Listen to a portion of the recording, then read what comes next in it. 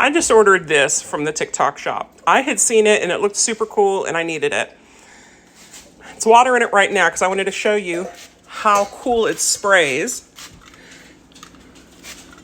Look how cool that is.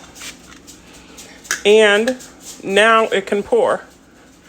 So it's for oil, not water. And why is this so cool? Because I use this a lot. I don't use Pam or any spray things. And this is what I had. And the problem with this is unless that sucky uppy thing is perfectly aligned, that bottom is too big and I never get it good. So I end up having to use this for everything. Whenever I'm using my air fryer, I like to just give it a mist. So that is going to be perfect with this. And this, listen,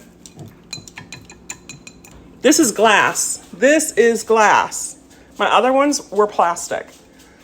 I'm super excited now. I can't wait to cook something so I can use this.